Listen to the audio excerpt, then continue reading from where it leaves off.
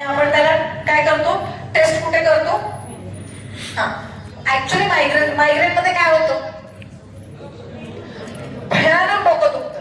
काहींना अर्ध डोकं दुखतं, काहींना पूर्ण डोकं दुखतं, काहींना इतकं भयानक डोकं दुखतं की अंधुकातून दिसायला सुरुवात होते, मान एकदम आकडल्यासारखे होते मायग्रेन मध्ये. तर ही कंडिशन पण ऍक्च्युली ऍसिडिटीमुळेच होते. अवेळी जेवण केल्यामुळे, रात्री जागरण केल्यामुळेच ही कंडिशन होते. आलं लक्षात? जर तुम्ही जेवण वेळेवर केलात, रात्री जागरण नाही केला किंवा उशिरापर्यंत जागला नाही तर ही कंडिशन होणारच नाही. ठीक आहे, तर अशा कंडिशनला आपण कसं ट्रीट करायचं सांगेल. आणि ऍसिडिटीचं तुम्हाला सांगितलं, नॅचरली ऍसिडिटी सिक्रेट होते, त्यावेळेस जर तुम्ही जेवलात तर तुम्हाला ऍसिडिटी होणार नाही. तरी जर तुम्हाला ऍसिडिटी झाली तर मग आपल्याकडे आहे अविपत्तिकर चूर्णवटी.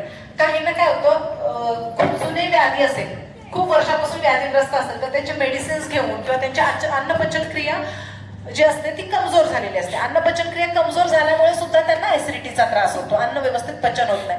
तर अशा कंडिशन मध्ये तुम्ही त्यांना अविपत्तिकर चूर्णवटी देऊ शकता. एक गोळी दिवसातून 2 वेळा जेवणा अगोदर, किंवा 2 गोळ्या सुद्धा जर खूप त्रास असेल, खूपच पोट गच्च वाटत असेल, छातीत जळजळ, मळमळ, उलट्या होत असतील तर अशा कंडिशन मध्ये अविपत्तिकर चूर्णवटी 2 टॅबलेट दिवसातून 2 वेळा जेवणाच्या 15 मिनिटं अगोदर द्यायचं.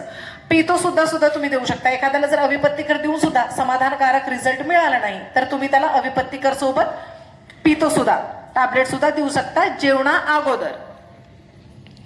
गॅस्ट्रायटिस, जसं मी सांगितलं की आपण जर वेळेवर जेवण नाही केलं आणि ऍसिडिटीला जर आपण वेळेवर ट्रीट नाही केलं तर पुढे काय होतं, किंवा काही जण बघा, तुम्ही सकाळचा नाश्ता जे स्किप करतात त्यांना दुपारचंही जेवण व्यवस्थित जात नाही.